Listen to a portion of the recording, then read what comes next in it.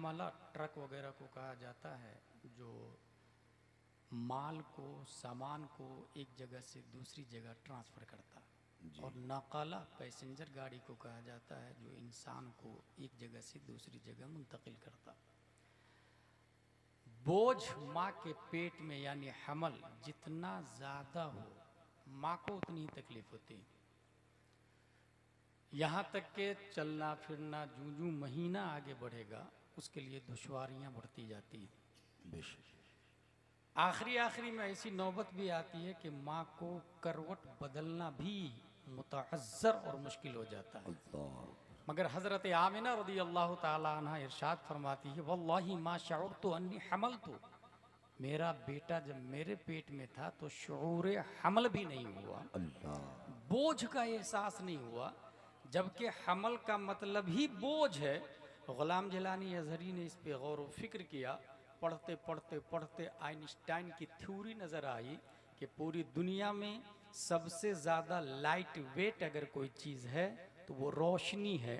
अब हमने हदीस और कुरान का मुताला किया तो एक आयत नज़र आ गई, क़द जाअकुम मिनल्लाहि नूर। बात समझ में आ गई, प्यारे मुस्तफ़ा माँ के पेट में बोझ इसलिए नहीं है कि बोझ जिस्म का होता है, एबल टू टच का होता है, एबल टू वॉच का होता है, बोझ काबिल आबाद सलासा का बोझ बनता है, तूल अर्ज उमुक जिसके अंदर हो उसका बोझ बनता है। और हुजूर सल्लल्लाहु ताला अलैहि वसल्लम जिस्म नहीं बल्कि वो नूरे इलाही है और नूरे इलाही लाइट वेट होता है। यही वजह है कि दूसरी माओं को तकलीफ होती है मगर प्यारे मुस्तफ़ा सल्लल्लाहु ताला अलैहि वसल्लम 9 महीने माँ के पेट में रहे मगर माँ को जर्रा बराबर तकलीफ नहीं हुई। और दूसरी आयत ने हमें यह सबक दिया, वमा अर्सलनाका इल्ला रहमतल लिल आलमीन, जो मुस्तफ़ा रहमत आलम बनकर आ रहे हो वो ज़हमत माँ कैसे हो। हाय हाय हाय हाय हाय हाय हाय, जिंदाबाद जिंदाबाद, वाह वाह वाह, क्या कहने, माशाल्लाह माशाल्लाह।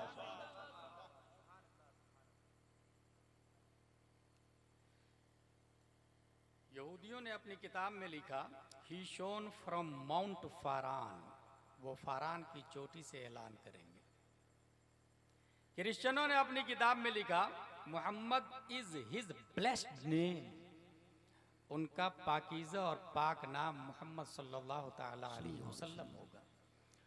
हुजूर सल्लल्लाहु ताला अलैहि वसल्लम के हवाले से हज़रत आमिना रज़ियल्लाहु अन्हा खुद इरशाद फरमाती है, मेरा बेटा जब पैदा हुआ तो मुझे ज़र्रा बराबर तकलीफ नहीं हुई, जबकि माओं का दम निकल जाता है। और पैदा होने के फौरन बाद एक बादल का टुकड़ा आया और हुजूर सल्लल्लाहु अलैहि वसल्लम को अपनी आगोश में लेके गायब हो गए। गैब से आवाज आई, मगरिबो मशरिक की सैर कराओ, अंबियाए किराम की विलादत गाहों में ले जाओ, जिन्नो इंस वहुशो तुयूर पर दौरा करवाओ, हर हजरत आदम की सिफाए बातनी दे दो, हजरत नूह की नर्म खुई दो, हजरत इब्राहिम की शान खुल्लत दो, हजरत इस्माइल की शीरी गुफ्तारी दो, हजरत याकूब की खंदा रूई दो, हजरत दाऊद की दिलकश आवाज दे दो, हजरत अय्यूब का सब्र इस्तिकलाल दो, हजरत यहया का ज़ुहद तकवा दो, हजरत ईसा की करम गस्तरी दो। और फिर उसके बाद गैब से आवाज आई, आपको तमाम पैगंबराना अखलाक से आरास्ता कर दिया गया। बादल छटा और फिर आवाज आती, मुबारक हो हजरत मोहम्मद मुस्तफ़ा सल्लल्लाहु ताला अलैहि वसल्लम सारी दुनिया के मालिक बन चुके हैं। और इस मोमेंट की तर्जमानी मेरा इमाम अच्छे रजा, प्यारे रजा, आशिक रजा, फाजिल रजा, अल्लाह की रजा, सहाबा की रजा, इमाम अहमद रजा करते तो कलम से कहते हैं, लिख खाली के कुल ने आपको मालिक के कुल बना दिया, दोनों जहां में आपका कब्जा व इख्तियार है। और मेरे तादुशरिया फरमाते हैं, जहां में इनकी चलती है वो दम में कैसे क्या कर दे, जमीन को आसमां कर दे, सुरैया को सरा कर दे, फजा में उड़ने वाले यूं न इतराया निदा कर दे, वो जब चाहे जिसे चाहे उसे फरमा रवा कर। नारे तकबीर, नारे रिसालत, फैजाने हुजूर ताजुशरिया, फैजाने आला हजरत हजरत अल्लामा मुफ्ती गुलाम जिलानी अज़हरी साहब क़िबला सरकार की आमद, मुख्तार की आमद, जिंदाबाद जिंदाबाद। हुजूर सल्लल्लाहु ताला अलैहि वसल्लम को समझने के लिए इस फिजिकल दुनिया में मैं साइंस की तरफ ले चलूं। साइंसदानों ने अपनी किताब में लिखा, our solar system is made up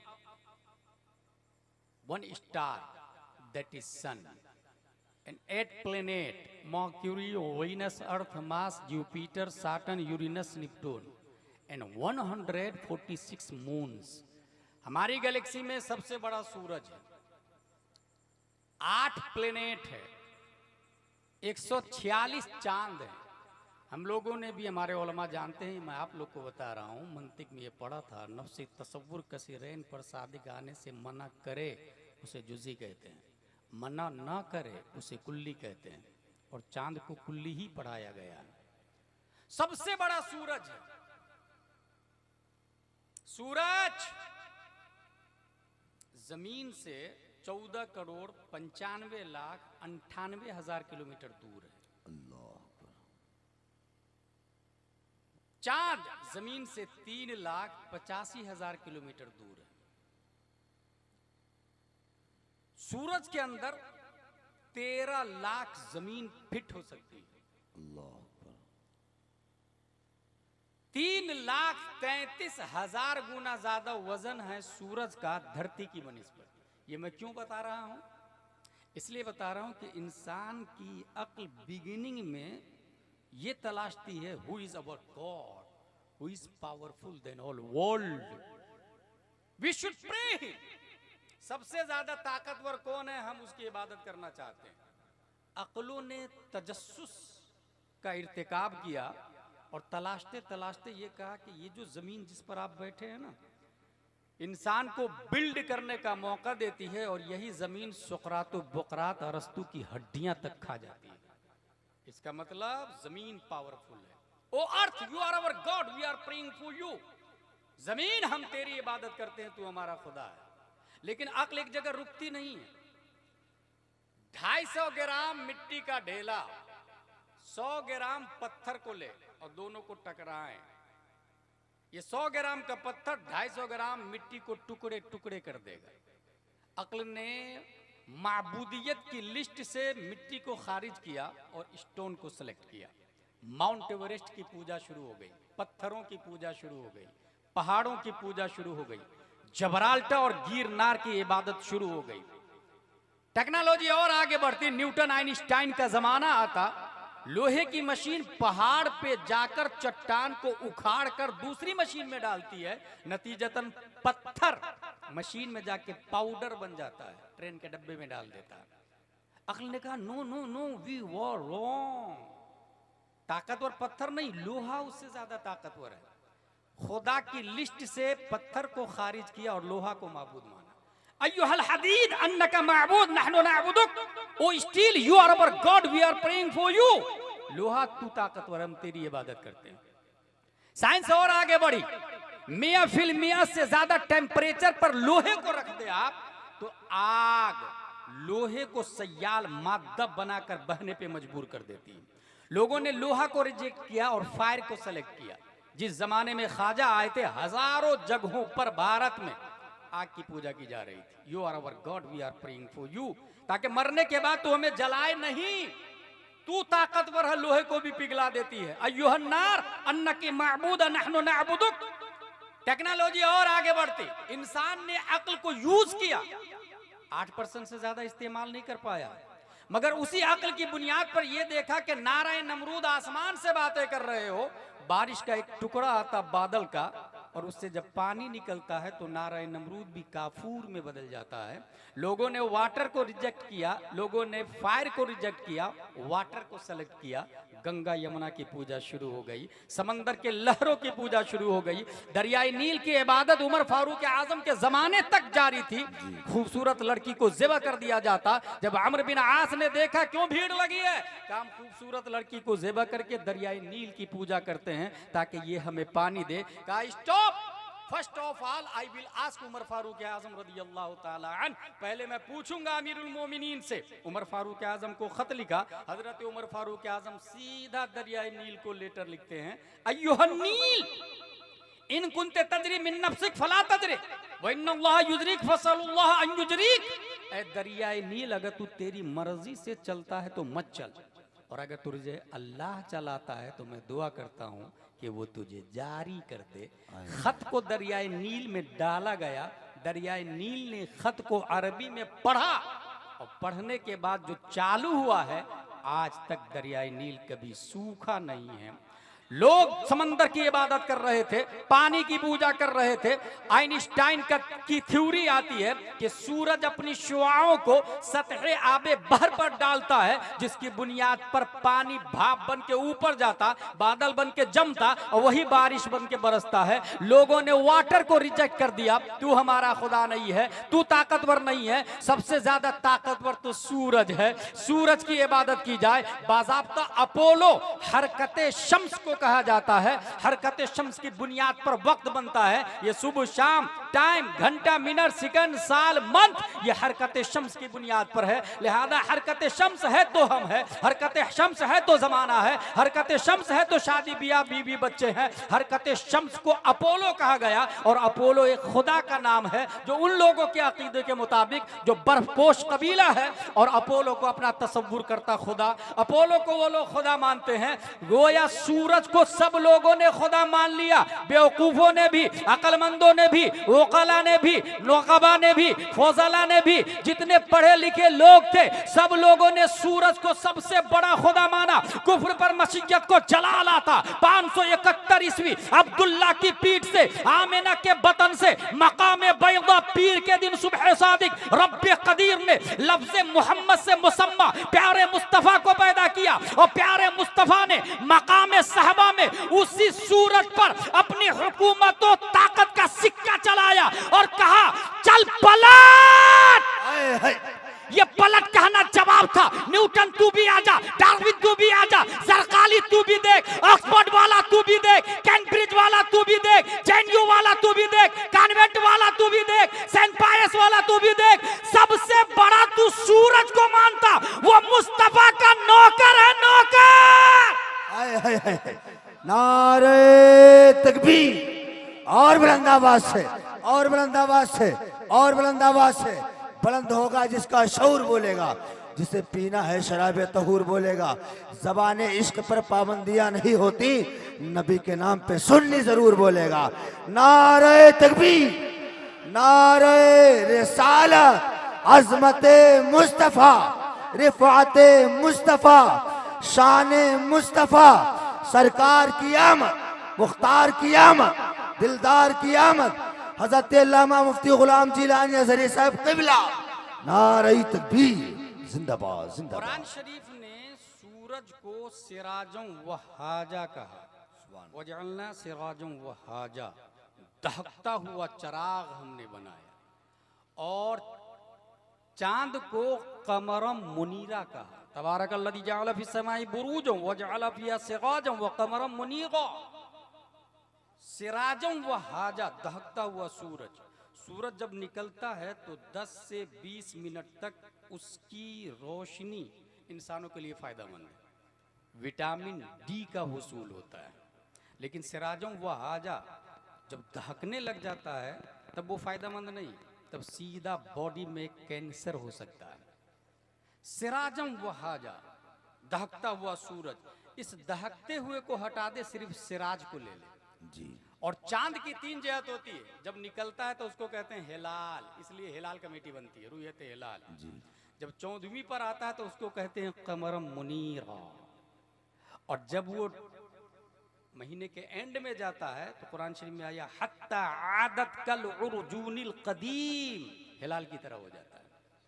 लिहाजा चांद से जब 14वीं पर हो उससे मुनीर को ले लिया, और सिराज जब वहाजा ना हो उससे सिराज को लिया, और सिराजम मुनीरा रब ने मुस्तफ़ा सल्लल्लाहु अलैहि वसल्लम को बनाया है। इसलिए हमारे नबी ने सूरज पे भी हुकूमत की है और चांद पर भी हुकूमत की है। हुजूर सल्लल्लाहु ताला अलैहि वसल्लम पैदा होते हैं तो क्या होता है, खसाइसुल कुबरा के अंदर लिखा हुआ है, आसमान और जन्नत का दरवाजा खोल दो क्योंकि नबी पैदा हो रहे हैं। फिरिश्तों को हाजिरी का हुक्म दो, फिरिश्ते एक दूसरे को मुबारकबाद पेश करें, पहाड़ ऊंचे कर दो क्योंकि नबी पैदा हो रहा है। समंदर की मौजें उठ उठ जाया करती और एक दूसरे को मुबारकबाद दे रही थी। बहरो बर के बाशिंदे एक दूसरे को तहनीयत दे रहे थे। हर फरिश्तों ने हाजिरी की सआदत हासिल की। शैतान को 70 जंजीरों में जकड़ करके समंदर में फेंक दिया गया। फजा में 70,000 हूरें चश्मबरा हैं। तबर्रुक में दुनिया की सारी हामिला। यहाँ एक बात बताना चाहता हूँ, एक और नबी पैदा हुए हैं, हजरत ईसा अलैहिस्सलाम। जब वो माँ के पेट में थे, माँ को बहुत तकलीफ हो रही थी। वो तकलीफ के मारे कहती है, या लैतनी कुन्तु तुराबा, ऐ काश में मिट्टी होती तो ये हमल के मरहले से गुजरना नहीं पड़ता। कुरान शरीफ में आया। अल्लाह ने फरमाया, वहुज़्ज़ी इलैकी बिजिद्इन नखलति तुसाक़ित अलैकी रुतबन जनिया फकुली वशरबी वक़र्री आइना। मरियम गम न खा, दरख्त के पौधे को हिला, तर खजूरें गिरेगी उसे खा, नीचे नहरें जारी हुई उससे पानी पी। यहाँ पॉइंट ये है कि खजूर मीठा होता है। अल्लाह ने ईसा की विलादत पर शीरनी दिया, नीचे पानी जारी हुआ, वो शरबत दिया। आला हजरत की आदत क्या थी, वो जब भी किसी नबी में कोई फजीलत देखते थे तो उससे अफजल फजीलत अपने नबी में तलाश करना शुरू करते थे। जैसे ये देखा कि इब्राहिम अलैहिस्सलाम आसमान, 7वें आसमान पर, जिस तरह अपने यहाँ जमीन पर काबा है ना, हर आसमान पे एक काबा बना हुआ, और 7वें आसमान के काबा का नाम है बैतुल मामूर। उसकी दीवार से टेक लगा के हजरत इब्राहिम अलैहिस्सलाम बैठे हुए हैं। आला हजरत तलाशते हैं, जब 7वां ही आसमान है, 8वां आसमान नहीं है, और 7वें आसमान के बैतुल मामूर से इब्राहिम अलैहिस्सलाम, तो फिर मेरे नबी कहाँ हैं? तलाशते तलाशते तलाशते उनको मिल गया, और वो कहते हैं, वही लामका के मकी हुए, सरे अर्श तख्त नशी हुए, वो नबी है जिसके ये मकां, वो खुदा है जिसका मकान नहीं। हदीस शरीफ में आया कि सब लोग नंगे उठेंगे, औरत भी नंगे उठेगी, मर्द भी नंगे उठेंगे, सब नंगे उठेंगे, और सबसे पहले जिसको कपड़ा दिया जाएगा वो हजरत इब्राहिम अलैहिस्सलाम। आला हजरत तलाशना शुरू किए कि जब सबसे पहले हजरत इब्राहिम अलैहिस्सलाम को, तो मेरे नबी को कब दिया जाएगा? तलाशते तलाशते तलाशते उनको हदीस मिल गई, और वो फरमाते हैं कि अल्लाह ताला मेरे नबी को कब्र ही में जन्नती जोड़ा पहना के उठाएगा। अल्लाह माशाअल्लाह। ईसा अलैहिस्सलाम की विलादत पर खजूर, शरबत, परवरदिगारे आलम ने हमारे नबी की विलादत पर भी तबर्रुक बांटा, तबर्रुक दिया अल्लाह ने। खसाइसुल कुबरा के अंदर लिखा हुआ है कि नबी के सदक़े में मक्के में उस साल जितने बच्चा पैदा हुए वो सब के सब लड़के थे, लड़के। नबी की विलादत के सदक़े में तबर्रुक में लड़का मिला, और सिर्फ लड़का नहीं, वो जितने लड़के पैदा हुए आगे चल के सब सहाबी रसूल बन गए। सुभान अल्लाह माशाअल्लाह, सुभान अल्लाह, सुभान अल्लाह माशाअल्लाह। इससे बड़ा तबर्रुक नहीं हो सकता। सहाबी रसूल से बढ़ के कोई तबर्रुक हो सकता है? हमल मुबारक के हर महीने जमीन व आसमान में ऐलान, वो खुशी, मुबारक हो अब नबी को आने में 8 महीना बाकी, मुबारक हो अब 7 महीना, अब 6, अब 5, 4, 3, 2, 1, मुबारक हो नबी पैदा हो चुके। हर महीने में मुबारकबादियां दी जा रही थी। शेर बकरी को खा जाता ना, मगर जिस दिन नबी सल्लल्लाहु अलैहि वसल्लम पैदा हुए, शेर भी बकरी को गुड न्यूज दे रहा था, मुबारक हो नबी पैदा हो रहे हैं। शेर की वहशत को खत्म कर दिया रब्बे कदीर ने नबी की विलादत के सदक़े में। अच्छा, वो जो बताया मैं अल्ट्रा वायलेट के बारे में, सूरज का रेडिएशन जो ये सुबह सुबह विटामिन डी देता है, वजह तो दुनिया वाले इससे ना आशना है, मगर हकीकत ये है कि उस वक्त में नबी पैदा हुए हैं। सुभान अल्लाह माशाअल्लाह। विलादत मुस्तफा से वक्त को निस्बत हो गई तो वो वक्त कैंसर पेशेंट को भी राहत देने लग गया है विटामिन डी के साथ साथ में। अगर मदीना को निस्बत हो जाए तो मुनव्वरा बन जाए, मक्के को निस्बत हो जाए तो मुकर्रमा बन जाए। नबी से जिस इंसान को खूनी निस्बत हो जाए वो औलाद रसूल बन जाते हैं, अहले बैत बन जाते हैं। तौहीद और रिसालत के शहदाइयों, अहले बैत पे से एक और बात याद आई मुझे, कुरान शरीफ के अंदर आया, अंतहिरा बैतिया लित्ताइफीन वल आकिफीन वरुक्काइस सुजूद। ऐ इब्राहिम, ऐ इस्माइल, आप दोनों मिलके मेरे घर को पाक करें। बैतिया, बैत घर या मेरे घर। सवाल ये है कि अल्लाह तो घर में रहने से पाक है, घर में रहने के लिए मुतहज्जिज होना लाजिम है, मुतजस्सिम होना लाजिम है, और अल्लाह आँख कान नाक जिस्म काबिल इबादत सलासा से पाक है। फिर अपना घर कैसे कहा? कुरान शरीफ की दूसरी आयत जब हमने पढ़ना शुरू किया कि बैत खाना काबा को अल्लाह ने अपना बैत कहा, इससे मुराद क्या है? कुरान शरीफ की दूसरी आयत इन्नमा युरीदुल्लाहु लियुज़हिबा अन्कुमुर रिज्सा अहलल बैत, बैत काबा को कहा, और बैत वाला मुस्तफा, फातिमा, हसन, हुसैन, हजरत अली को कहा। बात समझ में आ गई? जिस तरीके से वमा रमैता इद रमैता वलाकिन अल्लाह रमा कहा, जब तूने फेंका तो तूने नहीं फेंका, मैंने फेंका। रब ने जो फरमाया मेरा घर, ये मेरा घर से मुराद मुस्तफा का घर है, और जो मुस्तफा का घर होता है वही खुदा का घर हुआ करता है। सुभान अल्लाह, माशाअल्लाह, सुभान अल्लाह, सुभान अल्लाह, सुभान अल्लाह। ये बात क्लियर हो गई। हुजूर सल्लल्लाहु तआला अलैहि वसल्लम तशरीफ ला रहे हैं। अल्लाह तबारक व तआला ने यहाँ अपने यहाँ बहराइच में भी देखिएगा, गौर कीजिएगा, बच्चा पैदा होता है तो लड़खड़ा के चलता है। हमारे नबी पैदा हुए तो लड़खड़ा के नहीं चले। अच्छा, चलने से पहले बच्चा घुटनों के बल चलता है, और ये ज़हन में रख के जब बच्चा घुटनों के बल चलता है तो उसका सर झुका हुआ होता है किसी और के सामने। इसलिए हमारे नबी पैदा हुए तो घुटनों के बल चले ही नहीं है, सीधा स्टैंड अप खड़े होके चलना शुरू किया है। वजह यह है कि जो सर झुके हुए सरों को उठाने के लिए आया हो, वो सर खुद कैसे झुक सकता है? वाह वाह, माशाअल्लाह, सुभान अल्लाह, सुभान अल्लाह, सुभान अल्लाह। इंसान बोलता है, पानी का नाम 1 साल के बच्चे से पूछे, 6 महीने के बच्चे से पूछे, कुछ और नाम बताएगा। खाना का कुछ और इशारा करेगा, माँ का कुछ और इशारा, घर का कुछ और इशारा, पेशाब वगैरह आए कुछ और इशारा करेगा।